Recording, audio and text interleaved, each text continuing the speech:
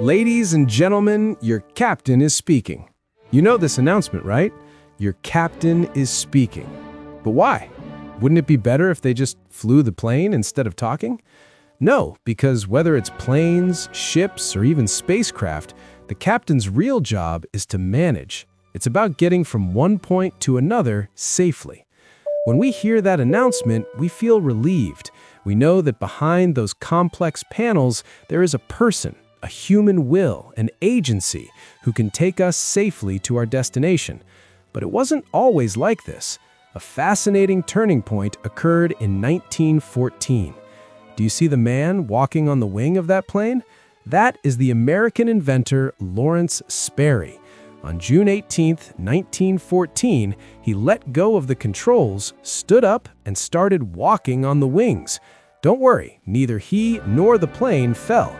It continued to fly in a straight line because Sperry had invented the autopilot. As we stand at the beginning of 2026, humanity is exactly at that moment where Lawrence Sperry stood on that wing. This year will be a threshold year. For the first time in our history, we are preparing to hand over the captain's seat. And this time, it's not just in planes or ships, it's in our jobs, our homes, our energy, and even our own biological bodies. Ladies and gentlemen, your captain is speaking. If you are ready, fasten your seatbelts. We are taking flight toward the unknowns of 2026. Today, we will fly through 5 different routes to see the likely developments of this year. What is expected in the world of AI? Will robots finally enter our homes? Can SpaceX send an unmanned rocket to Mars? Or will NASA be able to send astronauts to the moon? This will be the year we find out the answers to all of these. Now, put your seats in an upright position, keep your perceptions open, and don't worry, even if the autopilot fails, we are still here. What have we been doing with AI for the last few years? We've been chatting. We have it write essays, write code, or draw pictures to try and trick people. It's been our co-pilot.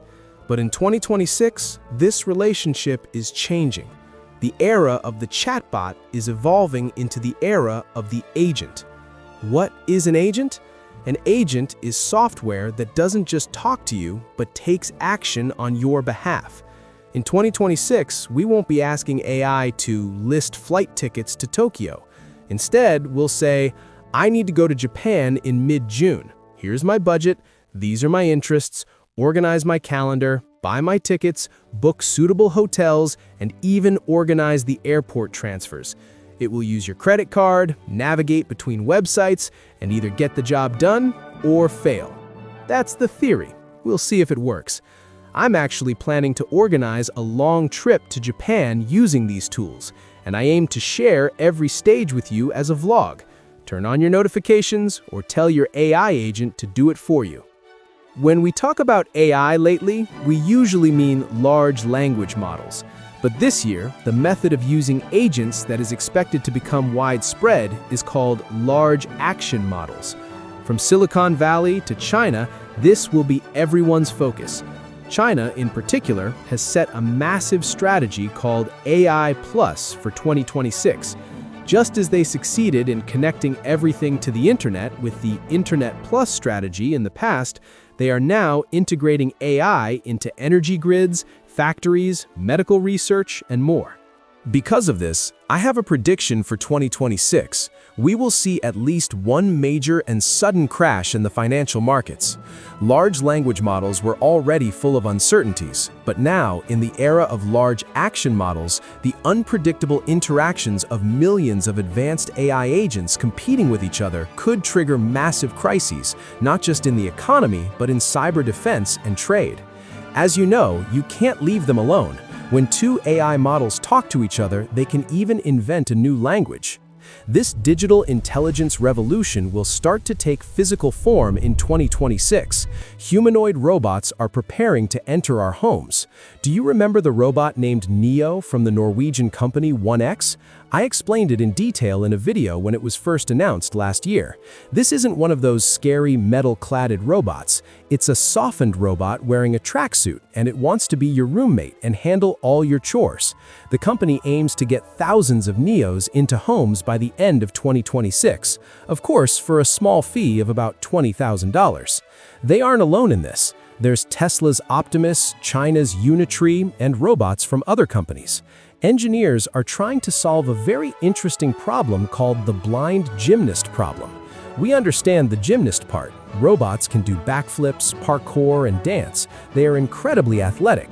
But walking into a kitchen and pressing the button on a coffee machine or holding a soft fruit without crushing it is harder for them than a backflip. They can't see and feel the world like we do. They are, in a sense, blind. 2026 will be the year AI moves beyond being just a brain and becomes embodied intelligence. Robots will start learning in the messy rooms of real homes, not just in simulations. We won't see a C-3PO immediately, but we will meet the first robots that can succeed when we say, "Make me a cup of coffee and bring it." In 2026, humanity's third route will be space. An important alignment is happening this year. Every 26 months, Earth and Mars reach their closest point to each other. If a vehicle is to be sent to Mars, it's sent during this window. Interestingly, that 26-month cycle completes at the end of 2026. SpaceX had announced plans to send the first unmanned Starship mission to Mars during this window. However, as someone who follows the test flights closely, I doubt they will make it. But if I know Elon Musk at all, he might send a ship there anyway, even knowing it might fail. Perhaps even putting a Tesla Optimus robot inside, just like he sent his car before. Whether it can land safely is something we'll all see together. The real space traffic this year won't be at Mars, but on the Moon. The Moon's south pole is currently the most valuable region in the solar system. It's believed there is water ice hidden at the bottom of those dark craters, and that ice can be used for many things. China's Chang'e 7 mission will try to land near the Shackleton crater in 2026. The goal isn't just exploration, it's about securing a spot to build a future lunar base. At the same time, NASA's Artemis program is moving to its second stage. They will try to send 4 astronauts into lunar orbit. If this happens, they will be the first astronauts to go beyond low Earth orbit since the Apollo mission in 1972. There will be other historical firsts. The crew will include a woman and a black astronaut for the first time. This flight could also go down in history as the furthest humans have traveled from Earth. During this 10-day mission, they won't land on the Moon, but they will orbit and explore it to prepare for a manned landing. There are rumors that SpaceX's Starship, chosen for the landing, might not be ready until 2028.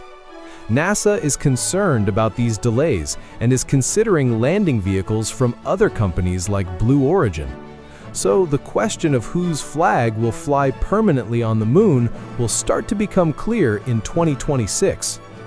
Something else that is unpredictable is the climate. A prediction I made in 2018 is unfortunately coming true much faster than expected. Back then, I said the world would warm by 1.5 degrees by 2030. We don't have to wait until 2030. We will likely exceed the 1.5 degree limit this year. But let's not be overly pessimistic, because there might be a solution right under our feet. 2026 is expected to be the year of the Geothermal Renaissance. In the Utah desert, a company called Fervo Energy took the controversial fracking technology from the oil industry and adapted it for geothermal. We no longer need to find a hot water spring. We find hot rocks and pump the water there ourselves. In 2026, this technology is planned to start providing clean, 24/7 continuous electricity to the grid. This year, we will try to learn how to use the heat in the heart of the world like a giant battery. Autonomy is not just pushing boundaries in the outside world, but also in our own bodies. Get ready to see the first superhumans. In 2026, an organization called the Enhanced Games will be held in Las Vegas. These new Olympics have a controversial rule. Athletes are permitted to use performance-enhancing drugs under medical supervision. Organizers call it scientific freedom, while critics call it health murder. The goal is to see how far the limits of the human body can be pushed with science. We are moving rapidly toward that gray area where the natural and the artificial blend. The same gray area exists with weight loss drugs. Patents for drugs like Ozempic are starting to expire, and cheap generic versions are expected to spread worldwide in 2026, now in pill form instead of injections. This might be a miracle for the obesity pandemic, but I think the biggest side effect will be the creation of a new culture, a culture based on effortless change. Yet, as the saying goes, no pain, no gain. Finally, let's look at our cultural route.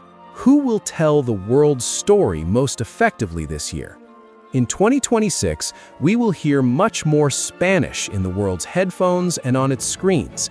Latin American culture is becoming a global phenomenon through its music and series. It's no coincidence that Bad Bunny will perform at the Super Bowl or that Mexican productions are dominating platforms like Netflix. On the other side, Asia's soft power continues to grow, this time with China. China no longer wants to conquer the world just with its factories, but with its stories. The success of the game Black Myth Wukong or the global craze for toys like Labubu are the biggest indicators. It used to just say, made in China. Now the era of created in China or designed in China is beginning. In the US, the youth are consuming less alcohol, but the biggest cultural event of 2026 isn't that. It's a video game we've been waiting for, GTA 6.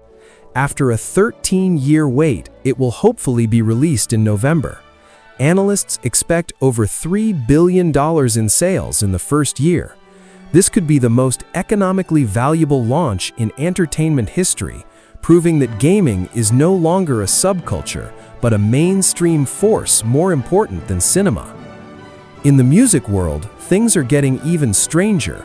A group called the Velvet Sundown emerged, with members like Orion Del Mar or Milo Raines. Their songs have been listened to millions of times. The catch? None of them are real. They were created entirely by AI. 1/3 of Americans see no problem with this. The production cost is near zero, but the streaming revenue is very real. Meanwhile, real artists aren't standing still. The 7 members of BTS have completed their military service and are making a comeback in 2026 with a new album and a world tour. K-pop has transformed from a music genre into a global cultural power. I wish I could say the same for podcasts in every country, but globally, podcasts have officially hit the mainstream. The Golden Globes will add a podcast category for the first time in 2026. Young people are listening to podcasts more than traditional TV, and they are evolving into video formats. On YouTube alone, 1 billion people a month consume podcasts. The line between audio and video is blurring. I've thought about this a lot, which is why I'm announcing that my podcast, 111 Hertz, will also have a video version starting in 2026. To wrap it up, 2026 will be a year of big decisions about whether or not to let go of the steering wheel. While our AI agents do our work and robots clean our homes, will we dull our creativity or create new forms of art?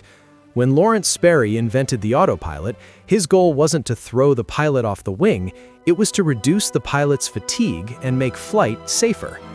The common thread in all these developments, AI agents, humanoid robots, geothermal energy, biological enhancements, is that they are autonomous. They all have an autopilot. I hope that with the comfort and ease this provides, we don't try to hand over the destination to them as well. Because this vehicle still needs a real captain, a human, a will, an agency to decide where it's going. In 2026, the world will keep turning, and in our perception, it will turn even faster. The important thing isn't to get swept away by this speed, but to catch the rhythm of the rotation.